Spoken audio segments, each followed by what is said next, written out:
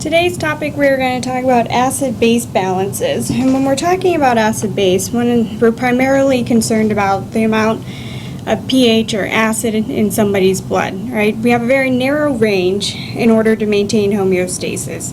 It should be between 7.35 to 7.45. Different things can impact that balance. Once we fall out of that range, the concern is that we then have issues with homeostasis in our cells and our tissues being able to function properly.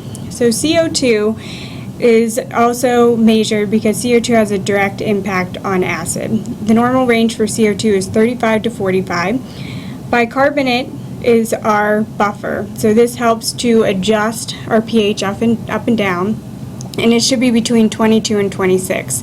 These are the three main components, pH, CO2, and bicarbonate, that we use to identify blood gas or pH imbalances in the body. Right? We can also look at base excess. It should be -2 to 2, and PaO2, or the partial pressure of oxygen in somebody's blood, and that should be 80 to 100. So the first thing we want to look at when we're trying to identify somebody's acid-base status is whether their pH is normal.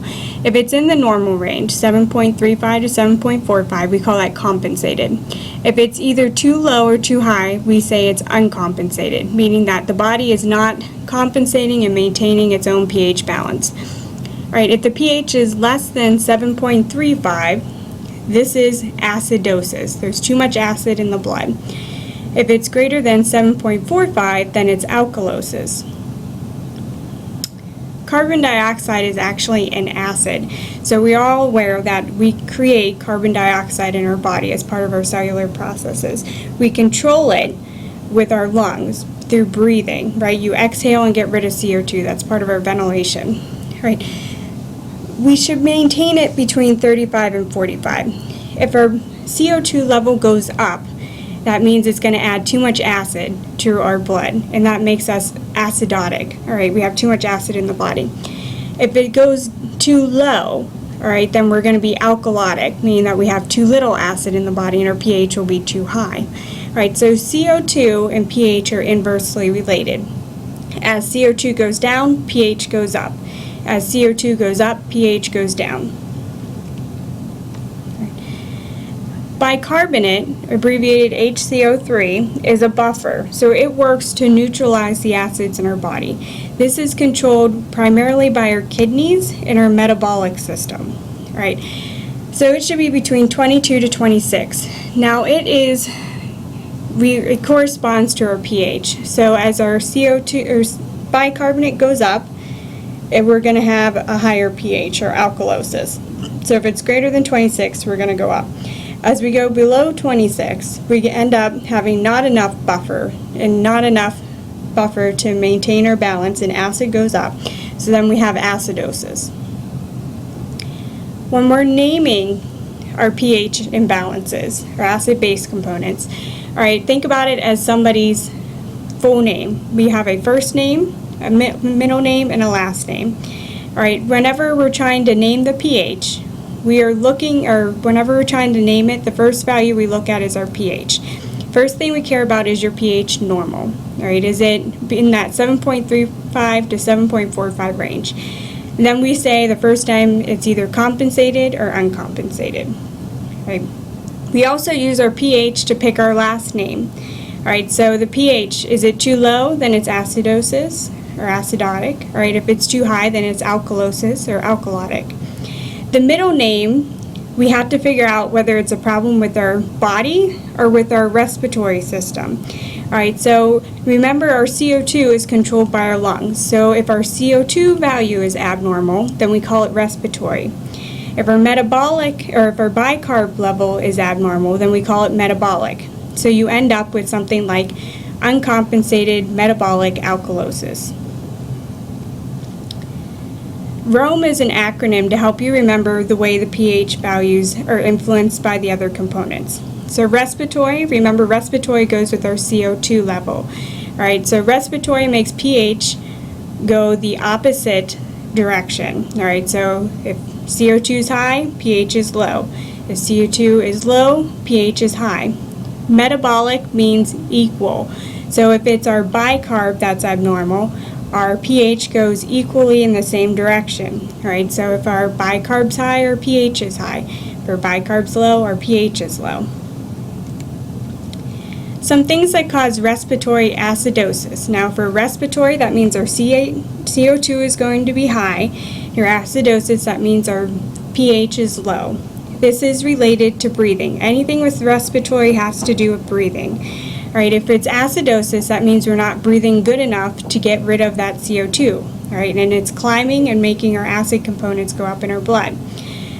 Impaired alveolar ventilation, impaired respiratory function, COPD disorders, and decreased ventilation are all things that are going to make your CO2 go up and cause respiratory acidosis.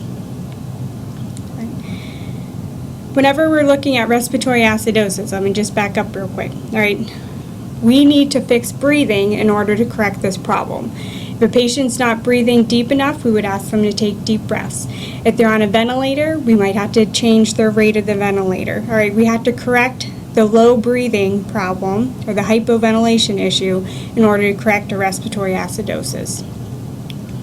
Things that cause respiratory alkalosis are things that are going to make patients breathe too fast. This is most often hyperventilation. They may be from an anxiety attack or panic mode, right? But they're hyperventilating, so they're breathing off too much CO2. To correct respiratory alkalosis, we have to do things like have the patient slow down their breathing. We might try breathing exercises with them. All right, you may even ask them to breathe into a paper bag. This is because then they will rebreathe their own CO2 and they'll start to slow down that hyperventilation that's going on to give them more CO2 back into their system. Metabolic acidosis, now we're talking about the metabolic system. So if it's not the lungs, metabolic means it can be anything else in the body. All right, so our bicarb is going to be low and our pH is going to be low. All right. This can be from too much production of metabolic acid, all right, or that we've had excessive loss of bicarbonate out of the system. This is usually correlated to renal failure, lactic acidosis, excessive diarrhea, or diabetic ketoacidosis. Metabolic alkalosis is whenever our bicarb's going to be high and our pH is going to be high. All right, something's going on where we have an excessive amount of bicarbonate or we've lost too much of the acid out of our system. Right? Examples of things that can cause this. People who take too much antacids, right? Because antacids, if you look at things like Tums and Rolaids, they're sodium bicarbonate. So if they take too much of them beyond what's recommended, they're actually giving themselves too much of a buffer and they're going to increase their pH levels. Vomiting is a common cause of metabolic acidosis. One of the main sources of acid in your system is your gastric acids. If someone has excessive vomiting, all right, then they're going to be losing that acid out of their system. All right, we won't have as much, and we'll have too much bicarb left over and not balanced out. Excessive NG tube suctioning, again, because we would be sucking out too much of the gastric contents in that acid. And then you can also have it from excessive diuretic use. All right, particularly if you're using non-potassium sparing diuretics and it causes hypokalemia. All right, so let's look at some examples. All right, so if we are looking at this value, all right, where we have these lab values, we have to name our acid-base imbalance. First thing we want to look at is our three names. All right, so we are going to look at our first name. Remember, that's going to be compensated or uncompensated. All right, so I look here, I see that my pH is not normal. All right, it's 7.30. It needs to be at least 7.35. So this first name would be uncompensated. All right, next up is our middle name. All right, I need to look at which lab value is abnormal. All right, is it the CO2 or is it the bicarbonate? All right, so I know that my CO2 should be 35 to 45. Here my CO2 is 60. All right, that is too high. All right, it's about 45, so I'm going to call this respiratory. All right, and our bicarb is normal, so we know that that's not a problem. All All right, now we need to figure out back to our pH, whether we're acidosis or alkalosis. Our pH is less than 7.35, so we're going to call this acidosis. All right, so we're at uncompensated respiratory acidosis. Let's do another one. All right, and the best way to do these is to practice. There's some links and handouts also in your Blackboard site if you need some additional resources as well. All right, so first off, first name, pH. Oh, we're not normal, so we're going to call this uncompensated. All right. Next, we need to figure out, is it our CO2 or our bicarb that's a problem? All right, our CO2, that's in our range, 35 to 45. Up, our bicarb is high. All right, so we're going to call this one metabolic. All right, since it's bicarb, that's abnormal. Now we need to pick, back to our pH, acidosis or alkalosis. And we are above 7.45, so we are at alkalosis. Alright, just remember each name, each part of the name, first, middle, last, right? And each one only has two options. You can only pick between two things in each spot, and that helps to keep things less complicated. Alright, let's do another one. Alright, so here we have a pH that's 7.36. Alright, so that's compensated because it's in our normal range. Right? Next, we need to look at our CO2 and our bicarb. Which one is abnormal? Right, our bicarbonate. Oh, sorry, so that would make it metabolic. Alright, and then we need to figure out, is it acidosis or alkalosis? Now, when it's compensated, you have to go with which end of the spectrum it's closest to. So here we're closest to 7.35. All right, we would pick acidosis. This also makes sense when we're talking about Rome, all right, whenever we look at our other values. So with Rome, we would say our bicarb or our metabolic value is low, so our pH should also be low. All right, that's how you can double check yourself if you're questioning whether you picked the right value for a compensated gas.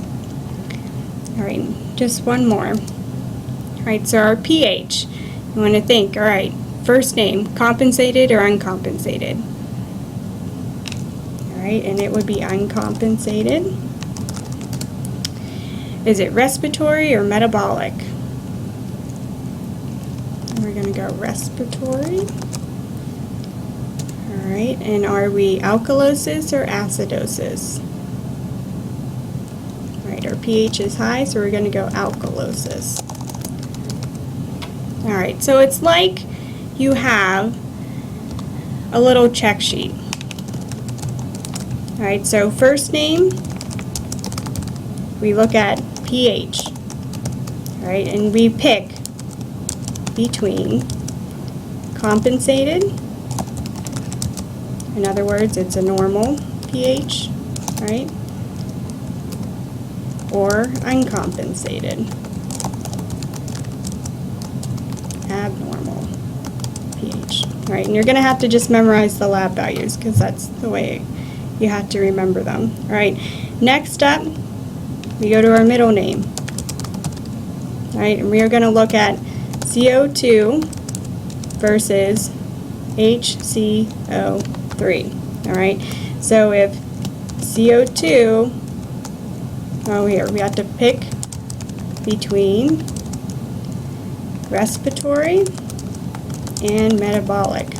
All right, if CO2 is abnormal, then it is respiratory.